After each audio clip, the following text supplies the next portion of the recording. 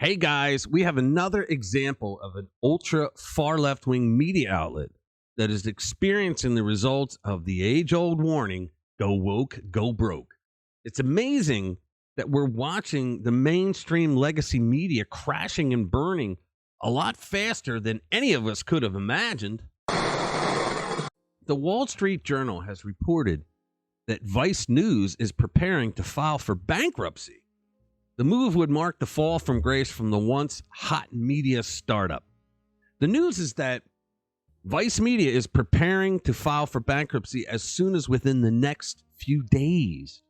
According to people familiar with the situation, this is devastating for the company that was once valued at $5.7 billion with a B. Vice, whose assets include Vice News, Vice TV, Refinery 29, and Motherboard, has struggled for years to find any kind of growth. The chief executive, Nancy Dubuque, left the company earlier this year. And last week, the company announced it would be restructuring its news division, ending its Vice News Tonight show, and shutting down the Vice World News brand. Oh, man. When you go woke, you go broke.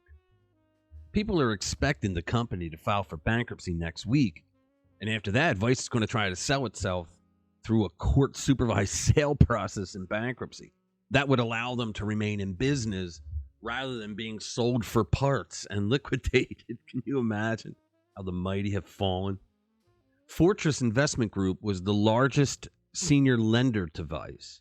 They could take control after Vice exits bankruptcy unless some crazy white knight with more money than he knows what to do with comes along and tries to buy them out, but that doesn't look like it's going to happen. Now, this comes after a wake of other massive layoffs that we've seen over the past year in the misinformation fake news media industry.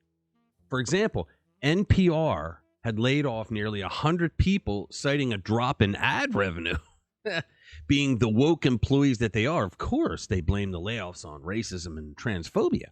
It seems that NPR still hasn't learned that the reason they have to do layoffs is because people don't want to listen to that woke crap.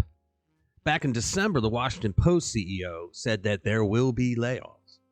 The WAPO, which is owned by Jeff Bezos, the Amazon guy, had his company CEO hold a town hall meeting to tell employees that less than 10% of the staff would be laid off. Like that was good news, except for those who are part of the 10%. It's not going to be very comforting. The WAPO CEO, Fred Ryan, said that the cuts are likely to affect the newsroom.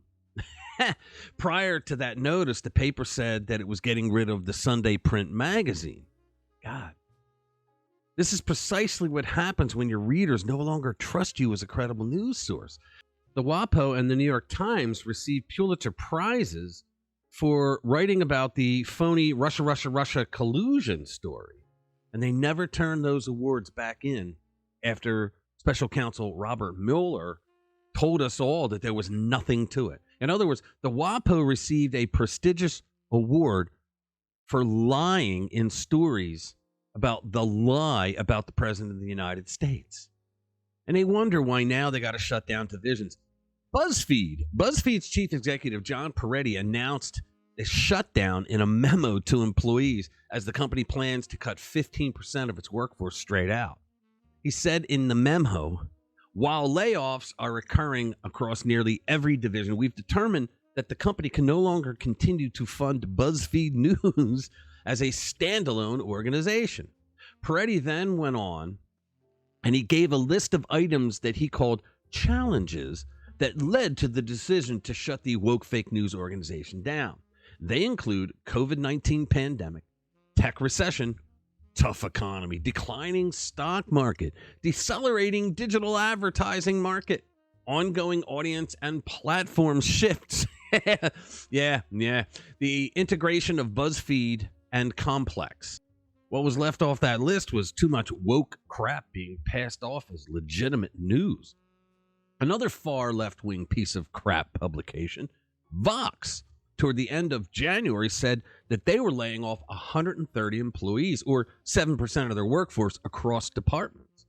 When they sent their memo out to the employees, they blamed the layoffs on the, quote, challenging economic environment impacting our business and industry. Translation, people no longer want to read our woke crap. Folks, I predict that in about 5 years, you're going to see the same thing happening at ABC News, CBS News, NBC News, CNN, MSNBC, and yes, probably even Fox to some degree. The new generation of consumers of news no longer want news in a box where you have to wait for a specific time of day to get the program that you want to watch. They like to go online and get their news now. This is why Substack and other websites like it are doing so well. This is why independent journalists are kicking ass across the industry. Just think about it. Bill O'Reilly got fired at Fox News. He then goes out and creates his own website called BillO'Reilly.com. And he does a news program there every night at 6 p.m. during the week. His ratings are now higher than any other 6 p.m. slot from what I believe. Megyn Kelly, when she got fired from NBC News, she did the same thing. She created her own video podcast, if you will, on her own website. She's kicking ass. You have Joe Rogan, who's the most popular podcast around. The thing about these independent types is that you can go on to their website and you can get any news you want when you want it. And I predict you will see Tucker Carlson doing the same thing. I can't see Tucker signing up with another news network because networks can be bought or threatened, like Fox was, into censoring you. And now Fox has taken the low road and keeping Tucker inside his contract just to silence him because there's a no-compete clause in there. So I think this is great news that the legacy media is dying. CNN is almost dead when you think about it. Just look at their numbers. They are sinking fast. MSNBC, you have to be a wokety woke ultra leftist boob to even tune into that nut job channel. So it's not karma that is sending a message to these uber left-wing outlets. It's the audience, stupid. People are sending a message with their wallets and their clicks that they are no longer going to tolerate fake news. And that's a good thing for the world.